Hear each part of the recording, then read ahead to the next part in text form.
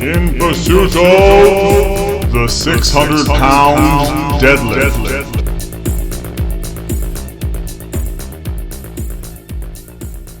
Hey, this is Josh Hewett from Top Form Fitness. Welcome back to In Pursuit of the 600-pound deadlift.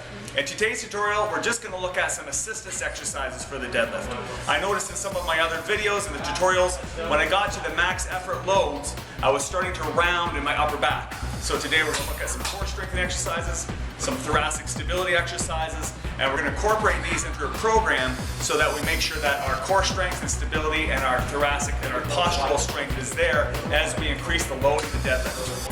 Check out the tutorial. Good mornings are a great exercise for the hips, hamstrings, and the low back.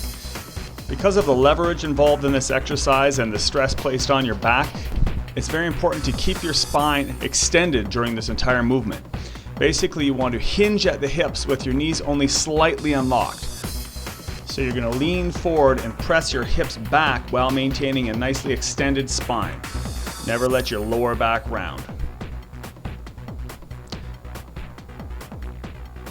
Here you can see that my feet are placed slightly narrower than shoulder width apart. My knees are staying lined up with the feet, bending only slightly as I push back the hips and lean forward, hinging at the hips.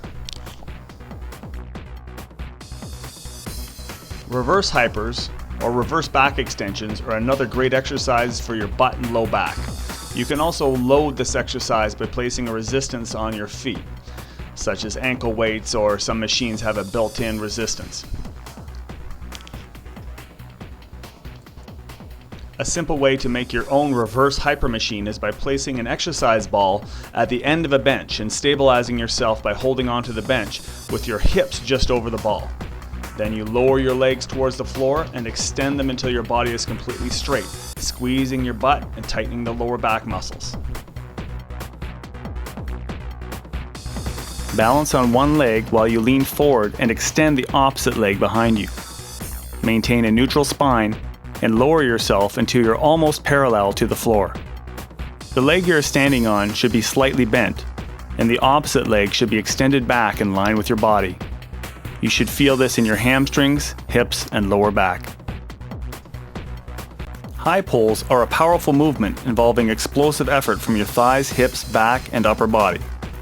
The beginning of this exercise is similar to the deadlift as you lean forward while maintaining a neutral spine. However, once at the bottom position, you must pull up explosively, extending your legs and back and using that momentum to accelerate the bar up to at least chest height. As you can see in this demonstration, the elbows are kept high and there is no pause at the top of the movement. Hip thrusters can be performed with your back or shoulders on a bench or on a ball. You can place resistance just over your hips using a plate or dumbbells. Press through the heels, driving your hips straight up towards the ceiling, and then bend or hinge at the hips as you lower your butt straight down towards the floor. Try not to roll back and forth while you're performing this exercise. Your shoulders and upper back should be stable on the bench or the ball, and most of the movement is coming from your hip. Face pulls are another great exercise for the upper back and rear shoulders. Using a cable or resistance bands, pull towards your chin or face, keeping your elbows high and squeezing into the back of your shoulders and upper back.